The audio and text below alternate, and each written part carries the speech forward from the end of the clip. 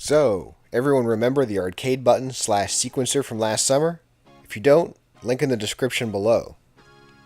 I've been wanting to make a better version of it for a while, because oh my, those wires.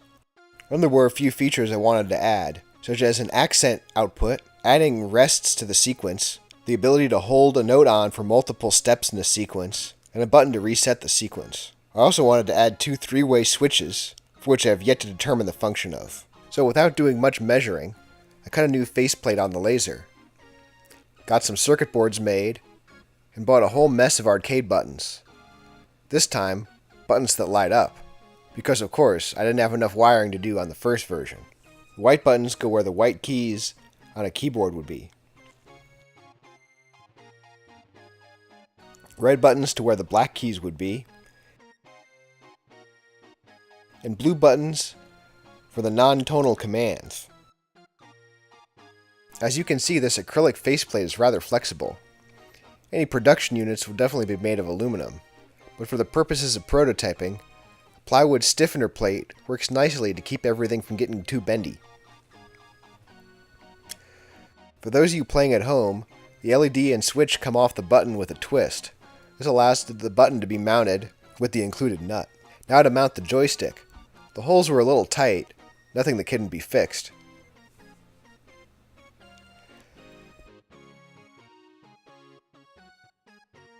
Next, it's time to put some bits on the PCBs. I started with the LED display PCB, a few surface mount resistors and capacitors later, it was ready for through-hole parts. After that, I put together the pedal input PCBs. These allow for interfacing with foot switches and can be used as independent modules if they're mounted to their own faceplate. The jack mounting PCBs are straightforward. These allow for the use of a ribbon cable to connect to the main PCB. And here's the main PCB. The 40-pin chip in the center runs the show. The two blocks of solder points to the right of it are for connecting the LEDs and switches and the buttons. This PCB is entirely through-hole, so putting it together was simple and easy. With the PCBs done, mounting them to the faceplate was next.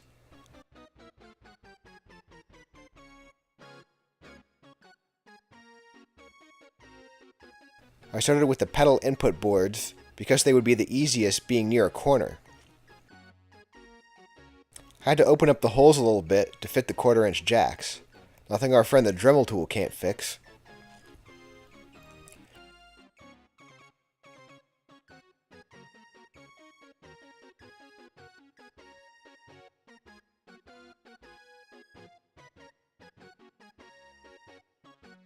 Now to the mount of the display PCB. It just drops right in.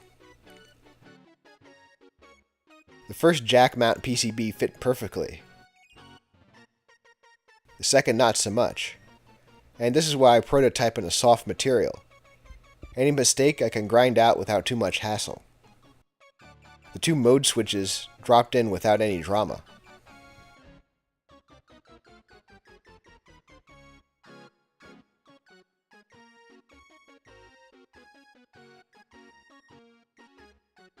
The main PCB mounts at an angle under the joystick.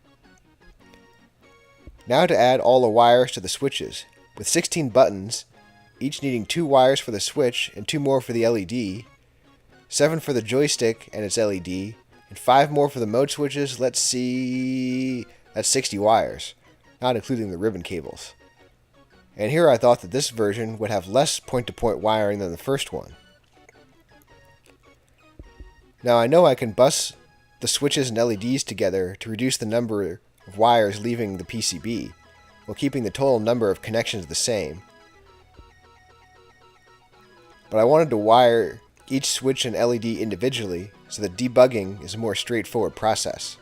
And if I need to replace a single button at any time in the future, I won't be disturbing any of the buttons around it.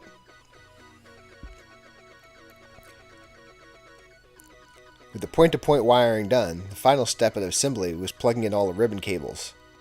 And with that, the hardware part of this video is done. Part 2 will show this module once I get the software written and debug any electrical oopsies that I might have had. Thanks for watching.